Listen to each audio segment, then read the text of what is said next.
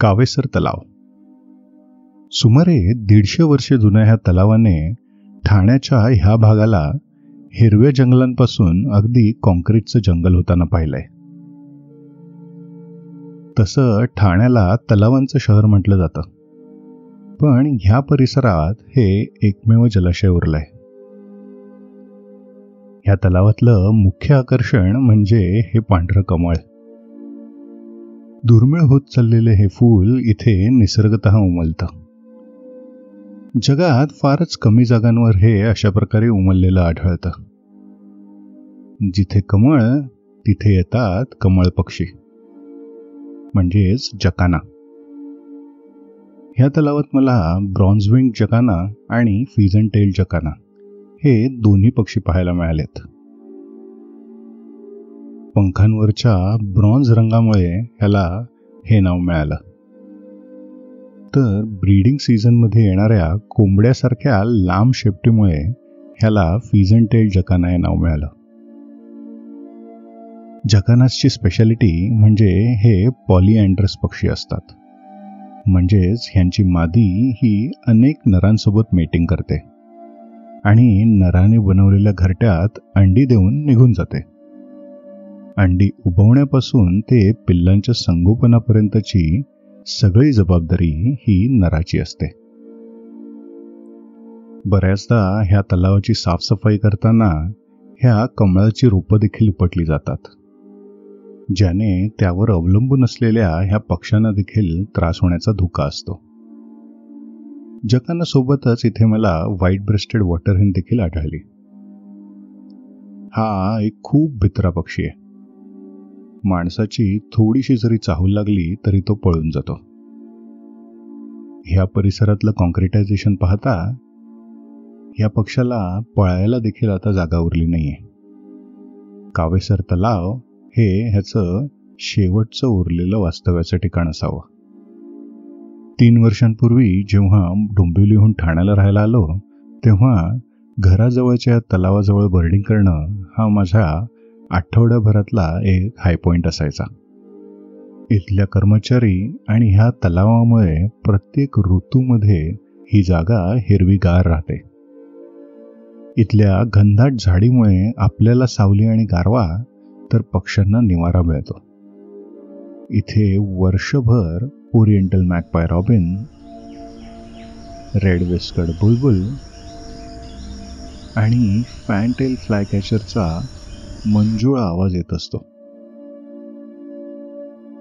उन्हाळ्यात तर इथल्या झाडांखाली खूप गारवा जाणवतो आणि कोकिळ इथे पूर्ण वेळ गाताना दिसतो. इथलं बकुळीचं झाड तर खूप छान बहरतं. त्या झाडाखाली बकुळीच्या फुलांचा अक्षरशः सडा पडलेला असतो आणि आजूबाजूला त्या फुलांचा छान दरवळ पसरलेला असतो. इथेही तामणाची झाडं देखील आहेत. तामणचं फूल म्हणजे आपल्या महाराष्ट्राचं राज्यफूल. तसंच इथे असंख्य आंब्याची झाडं देखील आहेत. आंबा हे आपल्या महाराष्ट्र राज्याचं राज्य झाड. या तलावाच्या परिसरात येणार असाल तर हे वडाचं झाड मिस नका करू. ह्या झाडाच्या खोडाकडे बघूनच सांगता येतं की हे झाड ह्या तलावा इतकंच प्राचीन आहे. तलावाच्या परिसरात ह्या कमळांमुळे हमखास दिसणारा आणखीन एक पक्षी म्हणजे कॉमन मोरहेन. इथे येऊन जर तुम्हाला इतर कुठलाही पक्षी नाही दिसला तरी हा पक्षी तर नक्की दिसेल. इथल्या फ्लोटिंग कारंजामध्ये त्याने स्वतःचं घर बनवलंय. त्या प्लॅटफॉर्ममध्ये त्याला घरटं बनवताना मी काही दिवसांपूर्वी पाहिलं होतं. पाणथळ जागा म्हटली की नक्की दिसणारे पक्षी म्हणजे कॉमन किंगफिशर आणि व्हाईट ब्रेस्टेड किंगफिशर. इथल्या पाण्यामधले मासे खायला हे दोन्ही पक्षी इथे हमखास आलेले दिसतात. काही वर्षांपूर्वी इथे पाईड किंगफिशरची पण नोंद झाली आहे. तसंच लिटल कॉर्मरंट म्हणजेच पाणकावळा देखील इथे दिसतो. पाण्याखाली जाऊन मासे पकडून खाणं हे त्याचं वैशिष्ट्य. पण पाण्याजवळ असणाऱ्या इतर पक्ष्यांप्रमाणे त्याच्या शरीरावरती मेणाचा लेअर नसतो. त्यामुळे ओले झालेले पंख सुकवण्यासाठी त्याला उन्हामध्ये असं पंख उघडून बसावं लागतं. तसंच इथे ओपन बिल्ड स्टॉक सुद्धा कधी कधी दिसतो. ह्याच्या चोचीमधल्या ओपनिंगमुळे ह्याला हे नाव मिळालं. शिंपले आणि इतर खाद्य खायला सोपं जावं म्हणून ह्याच्या चोचीची रचना इतर पक्ष्यांपेक्षा थोडी वेगळी असते.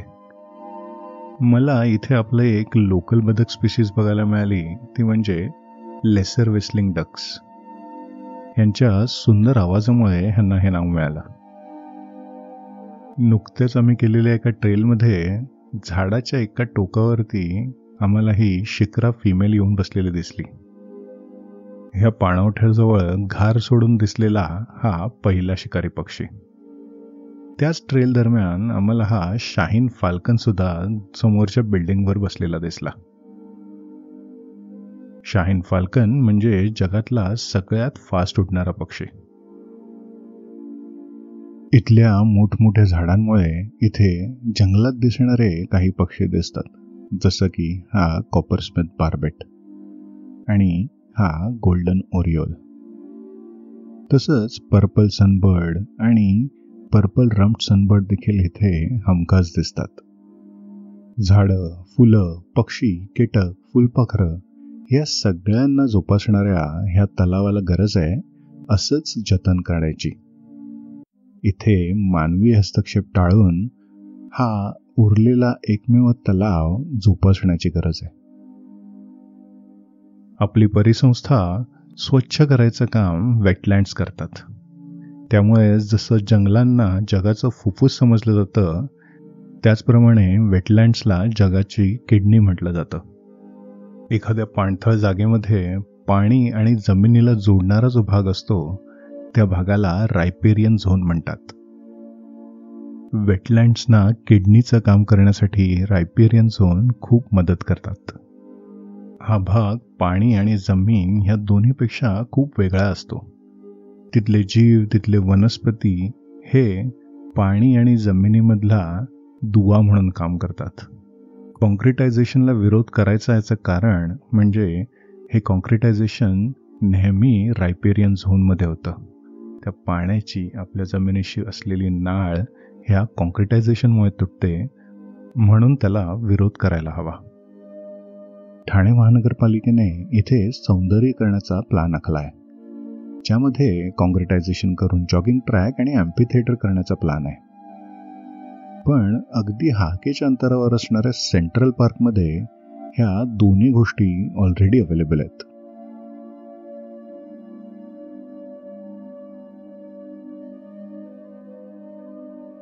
ह्या घनदाट जाडीच्या जागेवरती एक ओपन जिम उभी करण्याचा प्लॅन आहे. सेंट्रल पार्कमध्ये अशीच एक ओपन जिम ऑलरेडी अवेलेबल आहे.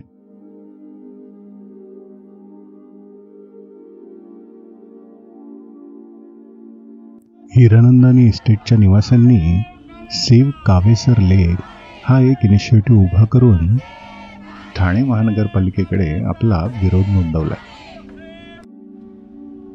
एक गोष्ट अगदी ठामपणे इथे नोंदवावीशी वाटते, ती म्हणजे हा विरोध बिलकुल पॉलिटिकल नाही आहे आणि सौंदर्यीकरणाला पण नाही. विरोध आहे इथे सौंदर्यीकरणासोबत होणाऱ्या कॉन्क्रिटायझेशनला. आजच्या ह्या सायलेंट मार्चमध्ये जमलेल्या दमावाचं देखील हेच म्हणणं आहे. जर तुम्हालाही ह्या मुवमेंटमध्ये सहभागी व्हायचं असेल तर ह्या डिस्क्रिप्शनमध्ये दिलेल्या लिंकवर क्लिक करून ह्या पेटिशनला साईन करू शकता. आपल्या पूर्वजांनी जपलं म्हणून आज आपण हे सृष्टी सौंदर्य पाहतोय, पण आपल्या पुढच्या पिढ्यांनी देखील ते पाहता यावं म्हणून आपण एकत्र येऊन अशा कॉन्क्रिटायझेशन प्रोजेक्ट्सला विरोध करायला हवा.